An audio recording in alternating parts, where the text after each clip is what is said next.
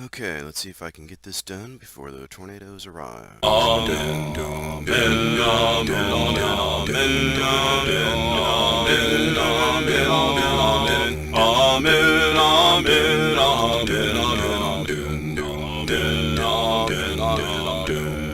Amen. This is Jason Pratt, author of Cry of Justice.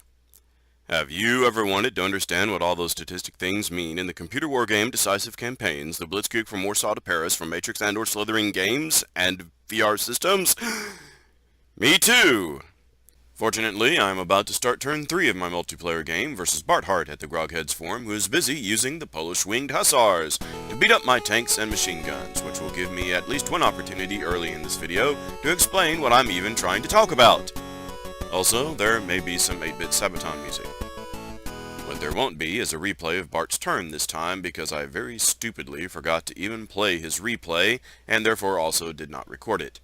But enough blathering!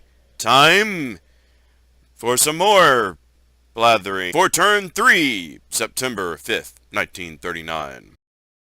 I do not even know how I am supposed to sing this, so I will not. But I am not surprised, Barth.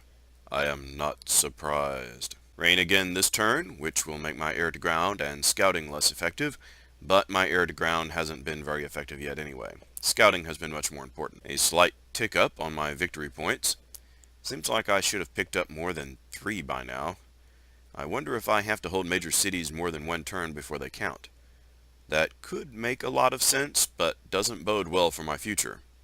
Also not boding well, my casualties being 2% after only 2 turns. I already know from his taunt that Barth has pocketed me with his cavalry in at least 2 places. I need to fix that right now, or this operation will be a disaster. Go Poles! The one thing that gives me a little hope is that I've notched off 9% of his troops in 2 turns. At this rate, he won't run out, but... well, let me get to the doom scroll and I'll show what I'm talking about. By the way, that weird-looking bruise mark on the map is the command radius of my chief headquarters for this operation. It doesn't mean anything for our purposes right now, and I'll try to remember to turn it off in future turns when doing the doom scroll so it won't be distracting. So, starting as usual at the southeast with the little Slovak Nazi fanboy army down there, and looping around... Barth is committing to a bold counteroffensive strategy of trying to slow me down early while running his cavalry into my backfield to counterblitz me. This requires him to move up troops from the center of the map, where I can't see them currently, of course, which means if I can deal with them now, while I'm still fresh, I won't have to deal with them later, when my troops are more tuckered out. It also means that his defense will be more spread out around a larger ring than tightly concentrated around a core of supply. Put together, that means I'll be able to cause casualties on his pieces a lot faster, especially if I'm the one who can get some pocketing done, which will be easier for me to do as he brings them up where I can get behind them. But first, I badly need to stop him from getting around behind me, which brings us to our usual first starting point, and the place where Barth may end up beating me, East Prussia. This is just... I literally do not even... Vodrig's corps, which might have been able to rescue Brand's corps, may need to rescue itself first, since Lord knows there's no one around to rescue them at the moment. I'll get back to that presently. First, things have deteriorated so badly I need to move back some air groups I moved forward last time, which will reduce the fuel I have for my regular scouting, which still needs doing. Starting with Brand's group, there is no question of advancing down toward Wisna. The famous 40-1 Polish defense there against overwhelming odds now looks like a 5-1 odds counterattack or better against Brandt. Yay, Poles! But really, a lot of this can be blamed on the campaign designers deciding to put Guderian's 19th Corps all the way over and a whole other front. Plus credit to Barth. After thinking hard whether to try outflanking Barth's advance with part of Lotzon's division, which seems to me like a good way to get part of Lotzon's division trapped and killed off, I decide I had better pull them northward to prosecute that dang cavalry regiment up there. I'm not sure I can stop Barth from pocketing my 206th Division standing firm among the lakes, but Lotson's 2nd Infantry Brigade may be able to slow them down enough that I can come back later for a flanking attack in strength. In hindsight, I kind of wish I had put them on a road, but when turn 4 comes along, we'll see whether my gamble paid off. Vodrig's Corps, with 3rd Army support, needs to pull back now and deal with those flankers behind us. Barth still has a ton of troops sitting in Bloa, and wow, I really need my Königsberg Division down here to reinforce Vodrig and or Branch, but the strategy rail transport is still broke. Mental note to research this better before turn 4. Gosh, I even need to be thinking hard about whether and how far to pull back my 1st Corps from supporting 21st Corps' attack. This whole front is totally a mess without Guderian. Okay, don't get distracted. I can decide that later based on what Vodrig and Brandt can and cannot do. For example, did I make a mistake shifting 206 Division's 2nd Brigade westward around that lake to forestall that cavalry advance? Hard to say. It's weakening my division's line, but on the other hand, Barth couldn't advance that cavalry either last turn, and now I have a potential way to hit it from 3 or 4 sides. Okay, I think it's clear that 3rd Army's 217th Reserve Division needs to march west to help rescue 3rd Army headquarters and Vodrig's Corps from the flank. Vodrig and his engineers definitely need to pull way back now. This gives me a chance to punch back that 2nd Regiment of the Podol Cavalry Brigade. Twice! 216th kicks that regiment of the Mazowiecka Cavalry. Wait, did I say that right? Mazowiecka? And at this point, those cav units have been trapped. But they have served to cripple Vodrig's Corps, which doesn't have the supplies to pull back very well yet. In fact, I decide the best I can do with Vodrig right now is keep up as much pressure as I can on the 20th Polish Division and otherwise pool up together defensively. This is a scary situation, and no lie, I may need that rally card soon. But mostly, I need Barth's cavalry troops to get off the road and rail network. No, that's defeatism. I should spend that rally now on someone who really needs it. The engineers who got punched hard out of Marienwerder. They're the only ones available to cut off supply on that infantry brigade marching on Elbing, and by the way, I hope my security trains can stop that advance. Since I'm telling my engineers to hold the river and bridges there against what I suppose is a cavalry brigade trying to advance into Prussia, let's use this as a tutorial moment to talk about unit stats. I've left-clicked this area labeled Retreat, without vowels, to toggle it to 100%, meaning that the unit needs to stand until totally destroyed. It is not allowed to retreat if it takes less than 100% casualties. Most units start the game defaulted to 50%. Barth has probably set most of his defenders to 25% so that they'll fall back quickly and survive to defend another day. It occurs to me that since I have by far the stronger troops, I should have set all of them to 100% casualties to keep them from stopping an attack early. But 50% casualties are probably enough this early in the game. I need to save troops for later anyway. Below that you can see supplies, which can also be toggled by left-clicking. For turn 4, mental note, I should be reducing the supplies for currently non-combat troops to 75% so that they'll be able to move, but will allow more supply budget to reach my shooting troops. At 50% and below, they'll use supplies faster than they're resupplied. But if they're just garrisoning a town, 25% is fine. Even 0% would be tolerable for a turn or two if I'm trying to give all my gumption to forward troops. But for this turn, all my troops are still on 100%, including my engineers here, who, as a key defense, need more beans and bullets. The main stat bar over here doesn't have any toggle switches, just, stats. The 2 curvy red arrows on the left represent action points, which are needed for both movement and attacking. Also somewhat for defense, if I recall correctly. The engineers still have 25 points to defend the city with. The light blue fuel cans represent supplies, and at 100 they're fully supplied. Fewer supplies will prevent them from being able to fight, and they'll disband if they stay at 0 too long. The little yellow rectangles with connecting lines to the right represent cohesion, which affects how effectively the unit fights. 60 is okay, but isn't great. Engineers might not have much more normally anyway, but these have been in a bad fight already. Low cohesion units don't suffer as much from air and arty strikes, and moving cross-country, especially through rough terrain, makes a unit lose cohesion. In fact, moving anywhere makes them lose some cohesion, just more so in those areas. On the flip side, I think low cohesion units go through forests and rough terrain better, which is why it switches them over to low cohesion in order to move them through. Next to the right, those narrow green triangles pointing northward represent readiness to fight. A low number here can lead to retreats and to bad attacks.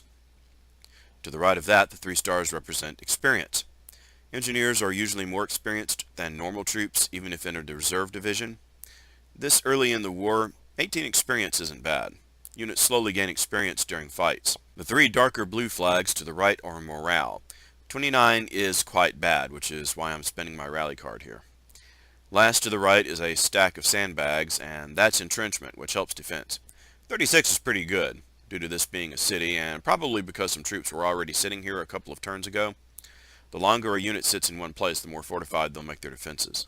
Okay, back to the main nightmare. 1st Corps' 11th Division. I'm going to move forward around here to try to keep Barth from surging more troops out of the Maloa area to harass my backfield. Speaking of harassing my backfield, I don't think I really need Kempf's artillery back here anymore to start Barth's 1st Brigade or the 4th Infantry.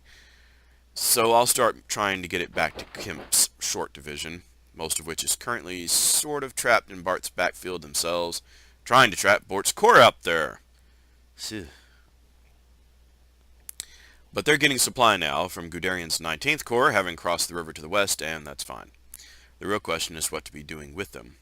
Air Recon says there's no point for them trying to zip farther southward to cut off supply to those troops on the river, so I'll use them to cut off Barth's Corps there even farther and prepare to start rolling up some assaults. Barth's infantry division up here will also now be sorry it dared to act like winged hussars. Bang, bang, bang. Time to punch this pocket around.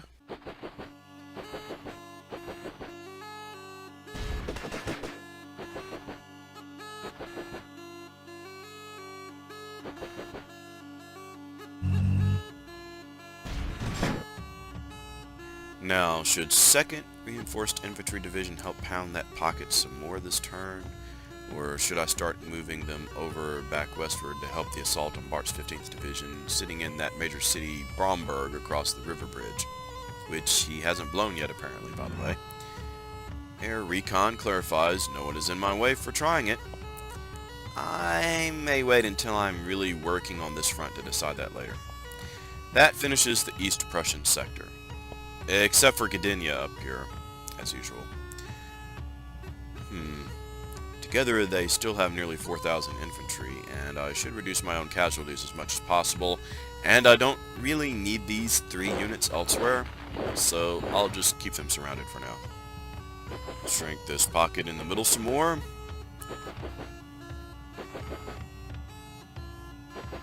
Okay, now to the northwest front.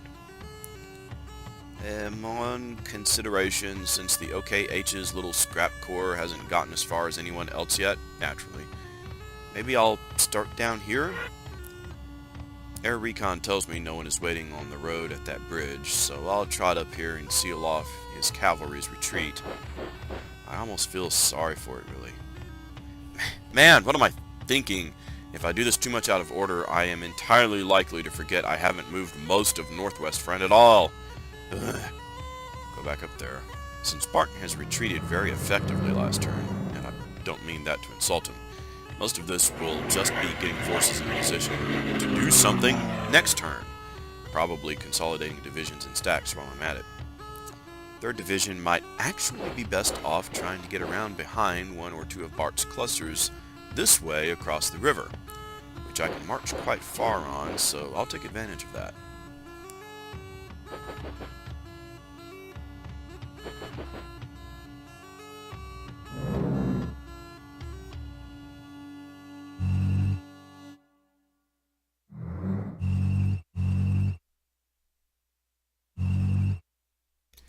What I really want is to knock the 15th 2nd Brigade out of the way so that I can hit Bromberg from more directions. So, let's stack up nearby.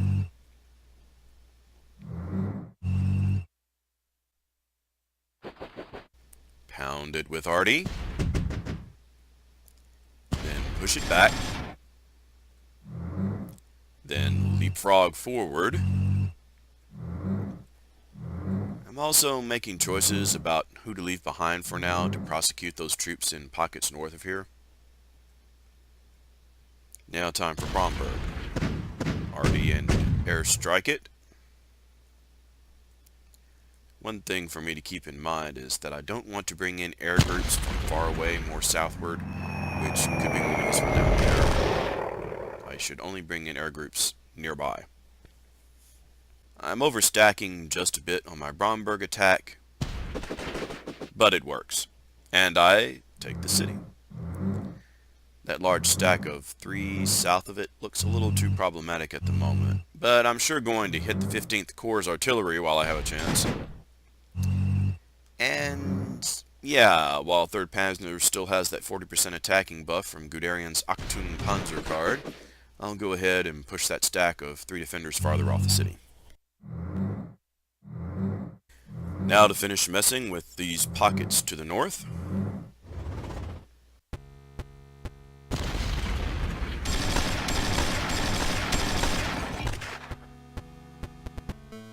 Yeek!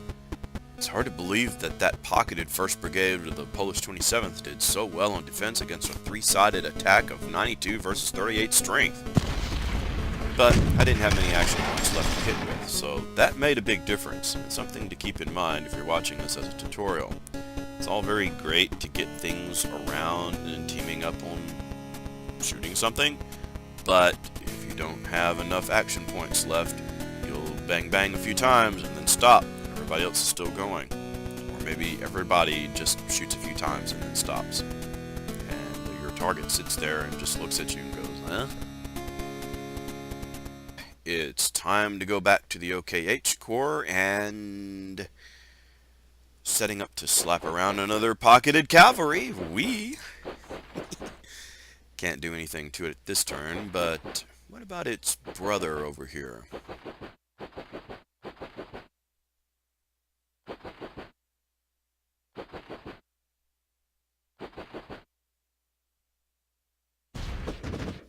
I can punch it back, but I feel like I should have worked harder to surround it so that it wouldn't be able to run away easily next turn.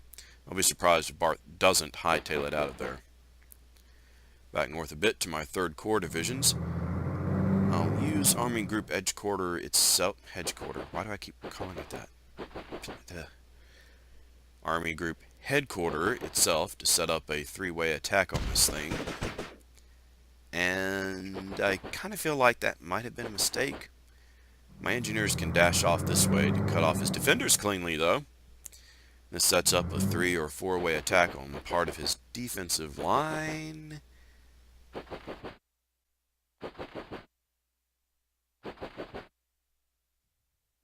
And next turn I'll have to watch out for shenanigans from that new 14th Division, maybe a whole corps that Barth is bringing up from the south. Speaking of the south, it's time to go to the south front. 10th Corps with 8th Army support is still probing around for ways to find and exploit any gaps up here, of which there seem to be several options.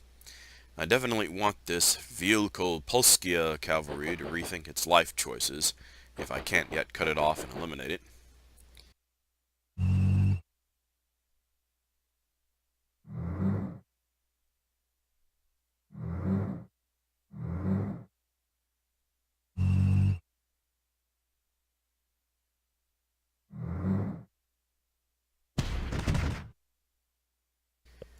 The question of how to hit Kalush is connected to how to prosecute Barth's 10th Division down here, which is setting up to slow down my approach to his defensive line around Zuska.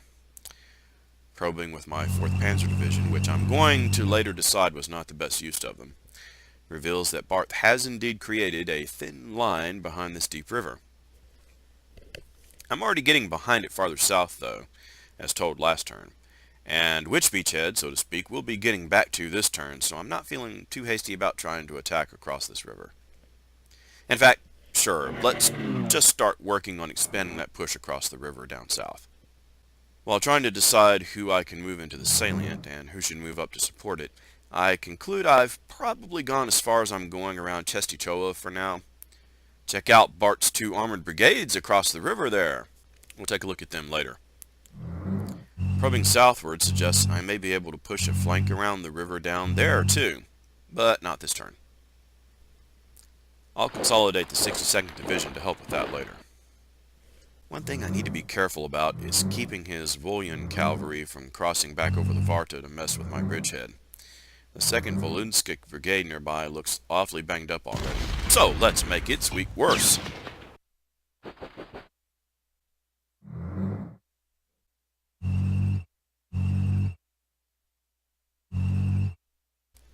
And hey, so much for its brother too, slapped back across the river. While we're here, let's look at those Polish tank battalions. Not brigades, I was wrong about that, they're too small. Those 7 TPs aren't anything to take lightly.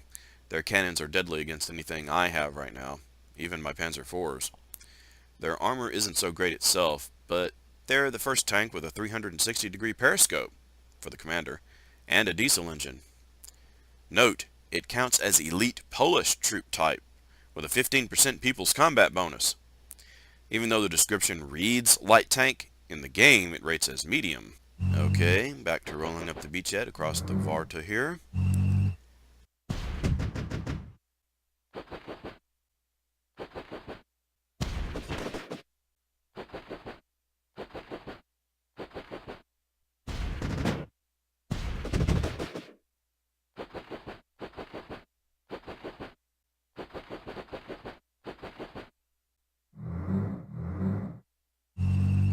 And stiffening my defense at Chesty against those tanks trying to counterattack me.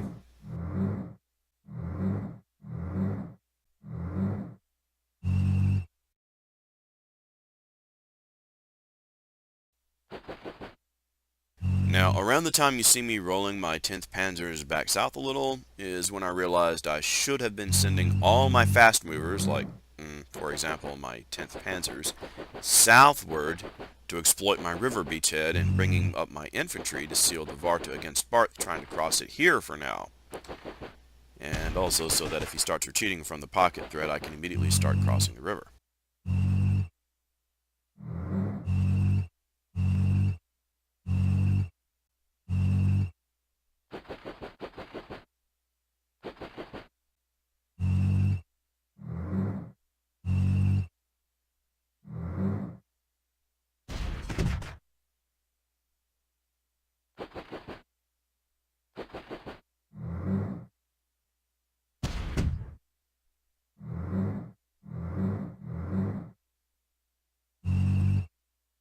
With that, and the 10th Infantry severely pocketed, ready for a wipeout next turn, south we go again to the huge metro-industrial area east of Boyton. With part of my 25th Panzer having scouted a path around the Varta's headwaters, I have an easier time parking the defenders in Sosnovice. Whatever. A more pressing question is how to deal with his defensive line strung out south of that, since I have a lot less strength there. Plus he has part of his 6th Division moving up from the most western part of my south front to try to pocket my advance. Yeah. Well, smash Sosnovice first. That'll tell me what I've got available to shift south to, or perhaps back around Barth's Myslovice line. Man, one of these days I've got to get on the wiki and figure out how to pronounce these things. Myslovice.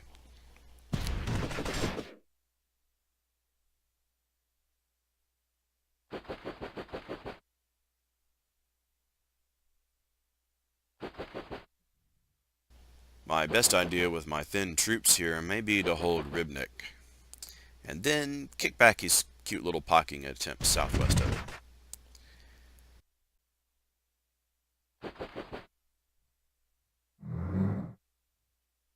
This leads into the question of how best to advance north out of the mountain passes south of Teschen, which has been a bit of a mess so far. But there's more path clear now, so... Oh, yeah, I still have to deal with this nonsense down around the 22nd Corps, where I've let the troops from Zakopane get behind me and cut my troops off from supply. That's just... ugh. Well, the best I can do there, I suppose, is move to cut them off from supply, and then, I don't know, move my slower pieces to the west-north out of the mountains, and take their faster pieces back south again to get around in front of those cavalry if I can.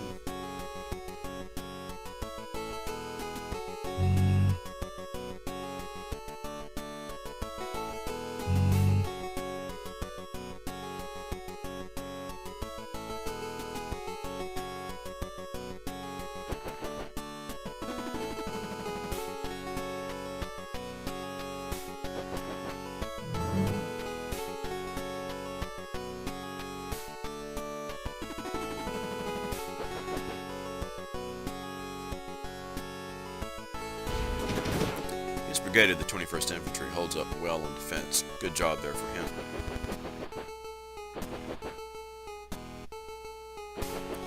I wonder if part of my supply problem is that 22nd Headquarters is sitting off the road network in the mountains right now. I can't move it anywhere better either yet. Erg. Note to self for future reference. The Slovakian Nazi fanboy micro-army has basically joined up with the 18th Corps at this point, and I'm kind of thinking that the whole group needs to start moving east and annihilating city defenders along the way, so Barth won't move them out opportunistically to bug my advance. I can't say I get this plan competently started yet this turn. In fact, I generally have to say that I turn my troops around. I really don't even think about it until after I've already moved them. It's pretty bad. And that ends turn 3. That seemed fast. Time for a doom scroll. That pocket around Cockland, or whatever it is, I'm not zoomed in, sort of bothers me. I feel like I'm making that myself, but Barth can see it, and he could be trying to sneak troops in there to cause me trouble soon.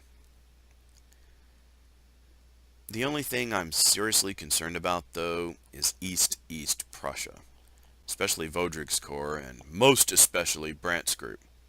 Barth could still ruin my whole operation up here, and since he's familiar with the game since literally back before it released years ago, I have to bet he knows I'm non-historically weak up here.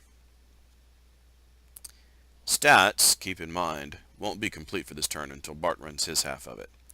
His winged hussar strategy could still be my undoing, and it's now Barth's turn. Go Hussars! Doom, doom, doom, doom, doom, doom, doom, doom. Amen. Amen. Amen. Amen. Amen. Amen. Amen. Amen.